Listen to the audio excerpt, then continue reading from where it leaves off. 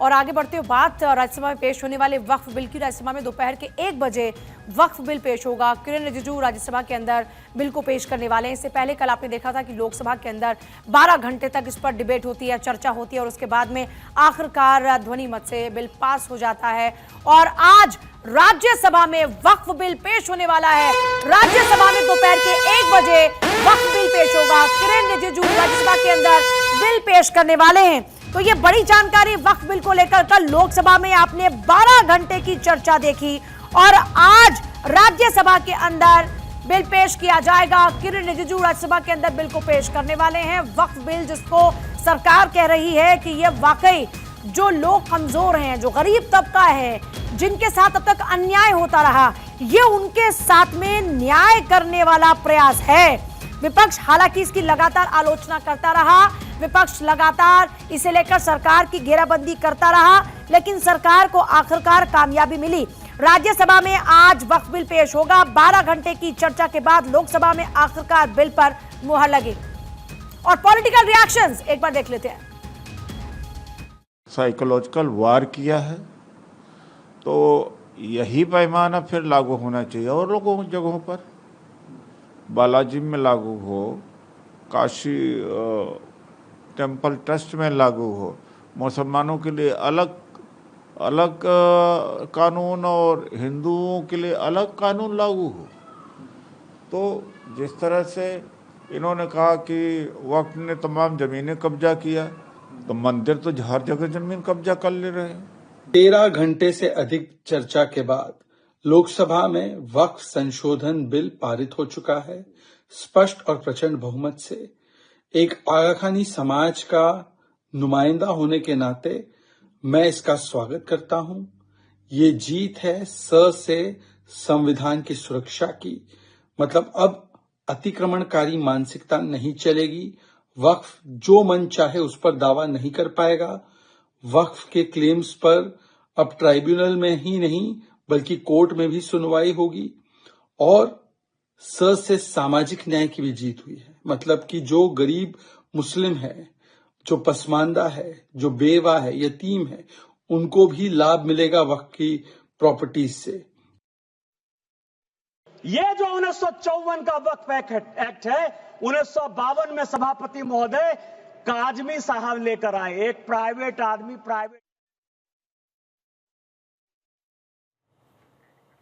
तो पक्ष में 288 वोट पड़ते हैं, विपक्ष में 232 सांसदों ने मतदान किया। आज वक्फ बिल राज्यसभा के अंदर पेश किया जाएगा। विपक्षी दल लगातार इसका विरोध कर रहे हैं। अब अगर आज राज्यसभा के भी गणित को समझें तो इस समय 236 सांसद हैं। 119 सांसदों के समर्थन की जरूरत पड़ती है यहाँ बिल पास कराने के लिए और यहाँ बीजेपी के पास में 98 सांसद हैं और लगभग 123 सांसदों का अपना गणित बीजेपी बिठा चुकी है। आइए मेरे साथ कुछ मेरे सहयोगी इस वक्त जुड़ रहे हैं। राजीव गौड़ जोधपुर से इस वक्त हमारे साथ में हैं। गौरव मिश्रा दिल्ली से इस वक्त मेरे साथ में हैं। इसके अलावा अक्षय राय मेरे साथ वक्फ कार्यालय से इस वक्त हैं। नीलेश चौहान इस वक्त हमारे साथ में लखनऊ से हैं। सर्वेश सिंह इस वक्त हमारे साथ में पटना से जुड़े हुए हैं। सत्यप्रकाश भी मुंबई से इस वक्त हमारे साथ में। सीधे मुंबई का चलिए सबसे पहले एक बार रुक कर लेते हैं। अब मुंबई की क्या तस्वीर है, लोगों का किस तरह का समर्थन सत्यप्रकाश इस वक्त देखने को मिल रहा है? लोकसभा में बिल पास होने के बाद लोगों में कितनी खुशी नजर आ रही है?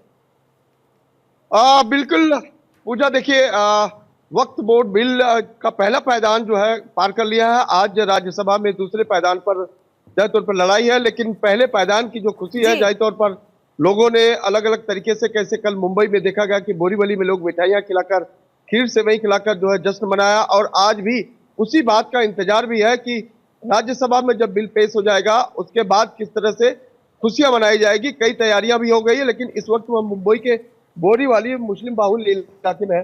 सर, सबसे पहले सवाल आपकी, किस तरह से इसे आप देखते हैं कि कल 12 घंटे की चर्चा के बाद पहले पायदान पर जो है जीत मिल चुकी है? जी, हम तो पॉजिटिव ही देखते हैं कि जो भी हो पॉजिटिव हो, मुसलमानों के हक में हो, क्योंकि ये वक्त जो है तो मुसलमानों की प्रॉपर्टी है। इस पर कोई अवैध कब्जा ना हो, ना किसी कॉर्पोरेट लेवल में ये इस्तेमाल हो। जो इस्तेमाल मुसलमानों के लिए किया जाए हम उसका इस्तेमाल करते हैं और इसमें कुछ कमियां हो तो उस कमियों को पूरी की जाए। हम तो उसको इसी नज़र से देखते हैं कि अगर इसमें अगर कोई स्लो मोशन होता है। सत्यप्रकाश आपके पास वापस लौटते हैं, एक बार अदिति का रुख कर लेते हैं, बाकी लोग भी जुड़े हुए हमारे साथ में। अदिति, आज राज्यसभा के अंदर बिल पास कराने की तैयारियां पहले से ही की जा चुकी है। जो आंकड़ा, जो गणित बिठाया है, उसको लेकर आप किस तरीके से इस वक्त तस्वीर देखती हैं? देखिए, अमित शाह के अध्यक्षता, आप मान लीजिए, कहना गलत नहीं होगा, रणनीतिक अध्यक्षता में ये सब कुछ हुआ। 8 अगस्त को जब पहली बार वक्फ बिल पेश किया गया था। देखिए पूजा, समझने की जरूरत है कि ये वक्फ बिल के सामाजिक, राजनीतिक, व्यवहारिक हर तरह के मायने हैं, सत्ता पक्ष की तरफ से भी और विपक्ष की तरफ से भी। पर क्योंकि बिल सत्ता पक्ष पेश कर रहा है, तो और फिर अमित शाह और नरेंद्र मोदी के कॉम्बिनेशन वाली सरकार पेश कर रही है, तो ये वक्फ बिल बहुत सोच समझ के पेश किया जा रहा है। ये टर्न डाउन तो कल जब ये चर्चा हो रही थी, क्या टीडीपी पिछले लंबे समय से कि क्या टीडीपी जेडीयू सपोर्ट करेंगे, चिराग पासवान का क्या रुख होगा, कल जिस तरीके से टीडीपी के जो स्पोक्स पर्सन सांसद और जिस तरीके से जो जेडीयू के साथ जिस तरह से लल्लन सिंह ने बोला है, आप देखिए कि जिस तरीके से वो एनडीए के साथ खड़े हुए हैं। तो अब आते हैं आंकड़ों पर, और हम उस पर भी आएंगे कि क्या राजनीतिक मायने हैं इसके, वो तमाम अलग बातें हैं। लेकिन ये बात तय मान लीजिए कि राज्यसभा में भी पूरी गणित तय हो चुकी है। जब 8 अगस्त को ये बिल पेश करने भी जा रहे थे, जब पता था कि इसको डिस्कशन में जेपीसी पे भेजना है, तब भी विपक्ष से ज्यादा कन्विंस पहले अपने जो घटक दल है उनको किया गया, उनको समझाया गया, इसके पीछे की कहानी को समझाया गया, इस वक्फ बिल में क्या किया जा रहा है, क्या वो अपने वोटर्स को समझाएंगे, उनको समझाया गया।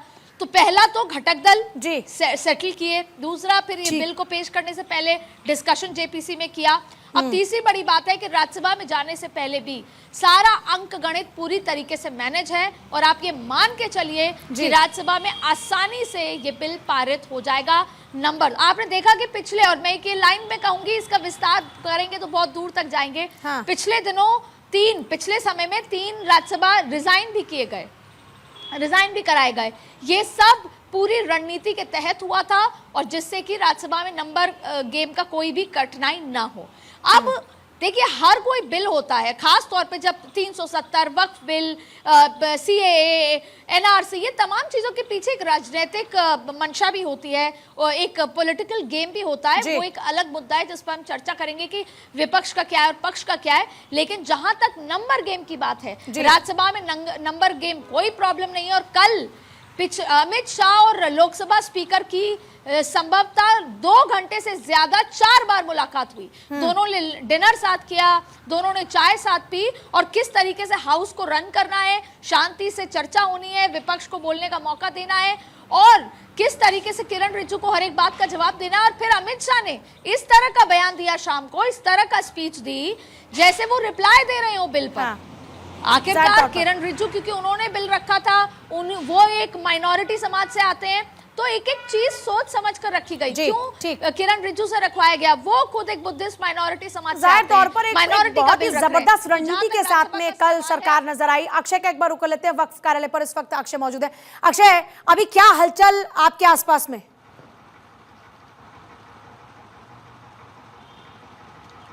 देखिए, हलचल अभी कुछ नहीं है।